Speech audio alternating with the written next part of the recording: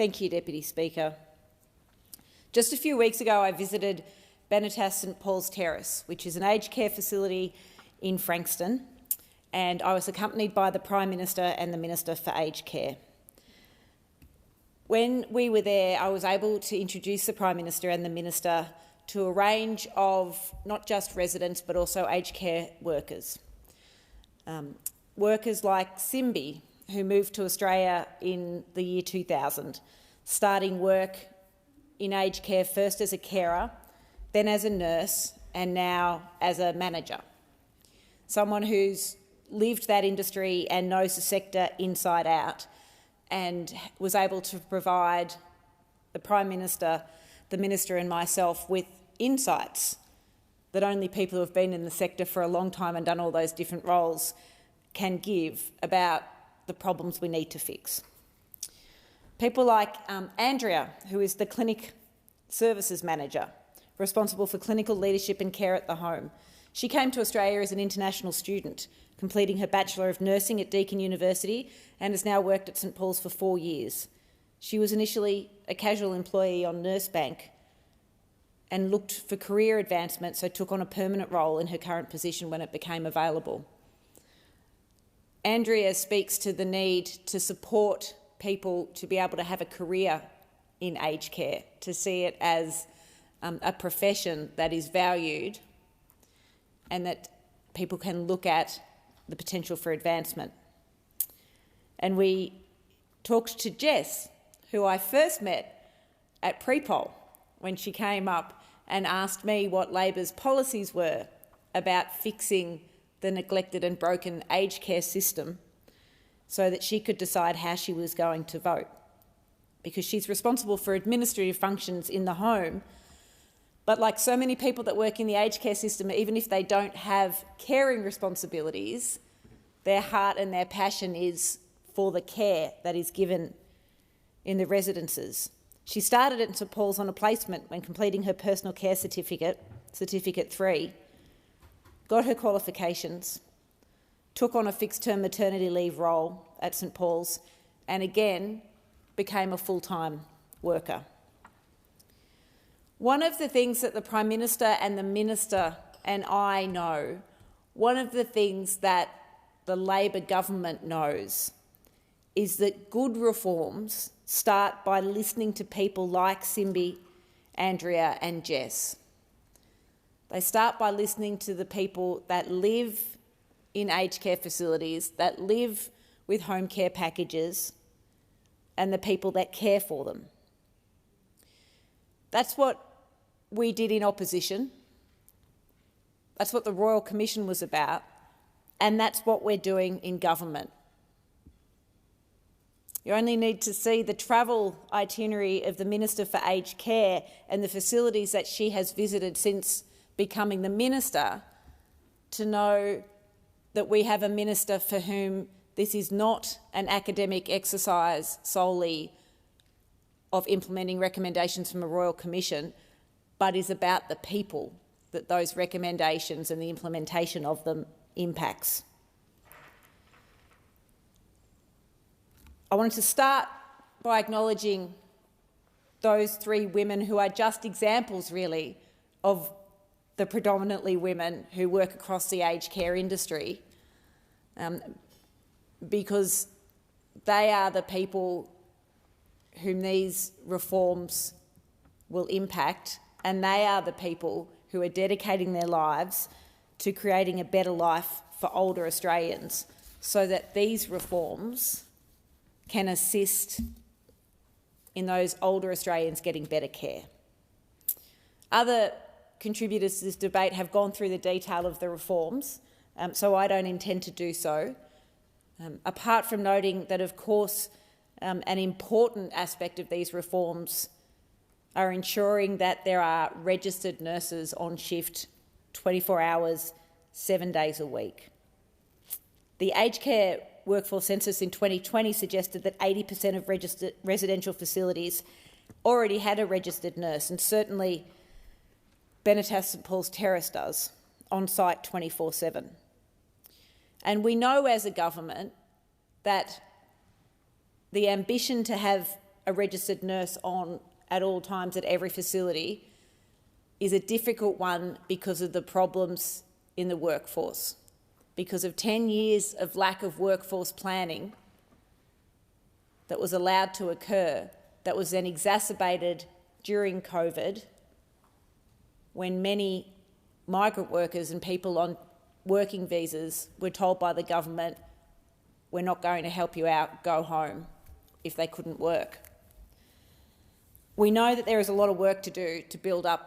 the workforce, not the least of which is to make working in aged care more attractive by making sure that aged care workers are paid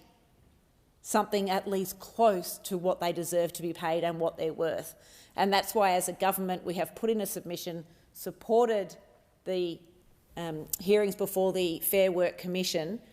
for a pay rise for aged care workers, but just as importantly, done what good government does and said not only do we say we support a pay rise, we are willing to be at the table for our share of funding of that pay rise. We've also established a wide range of programs to attract staff and support retention, such as 1,300 transition to practice in aged care for newly graduated nurses, 1,900 scholarships, support for 5,250 clinical placements, and the nurses' retention payment, providing annual payments of up to $6,000. And I have no doubt that the significant announcement made at the start of the Jobs and Skills Summit last week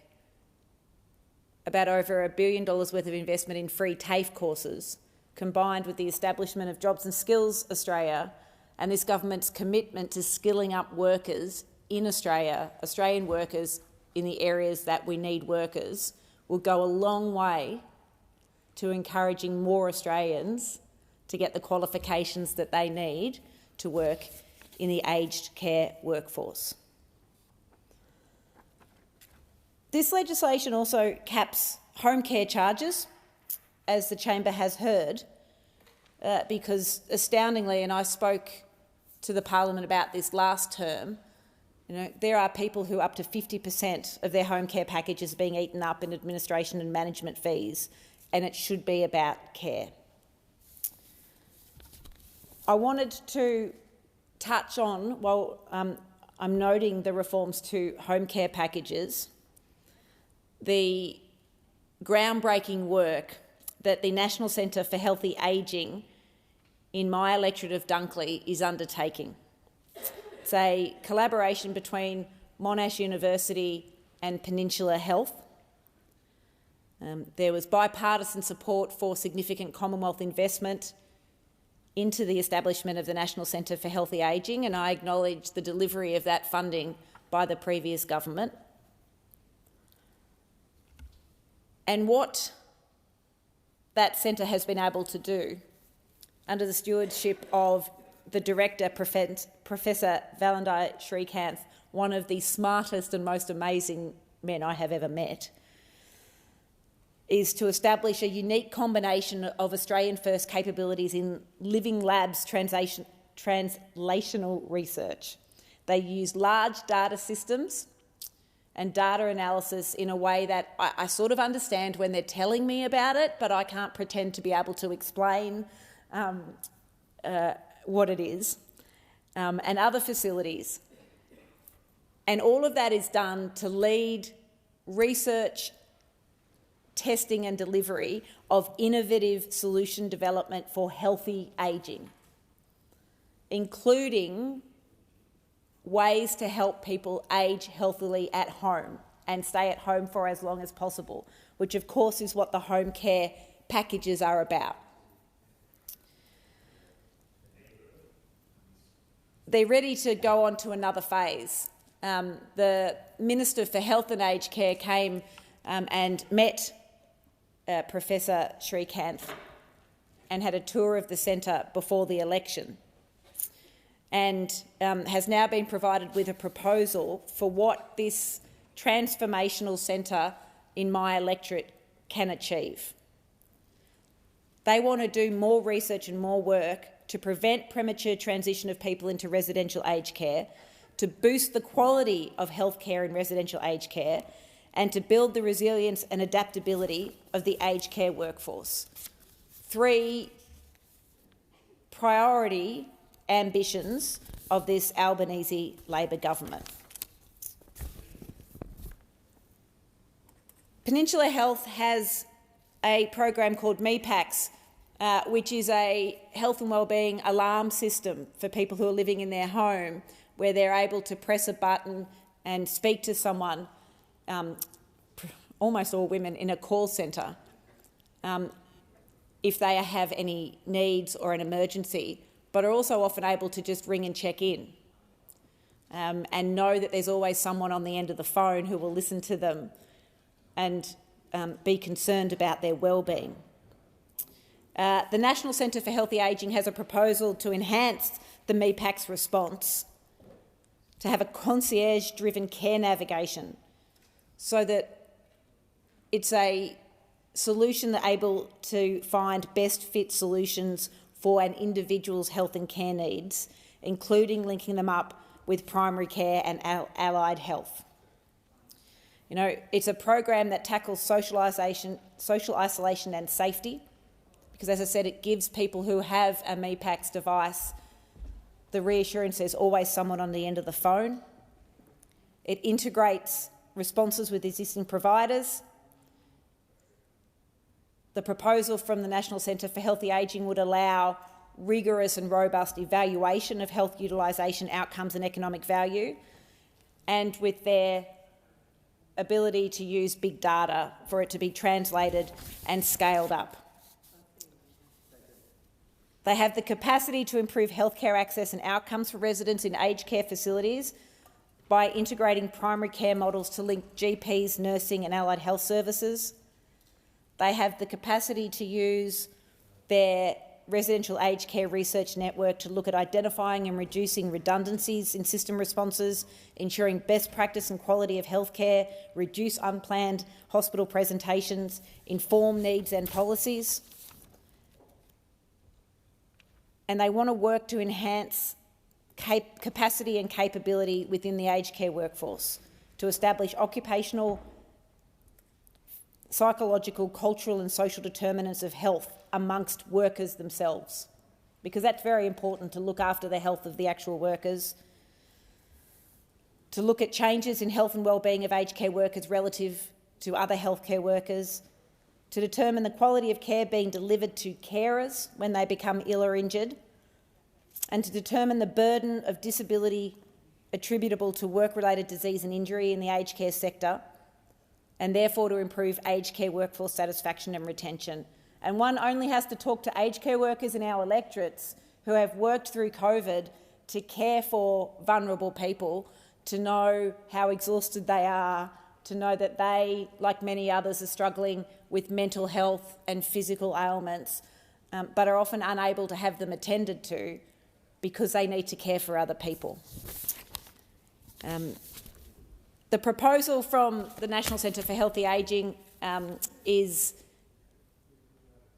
as I said, a potentially transformational proposal. And I don't just say that because it's based in my electorate. It is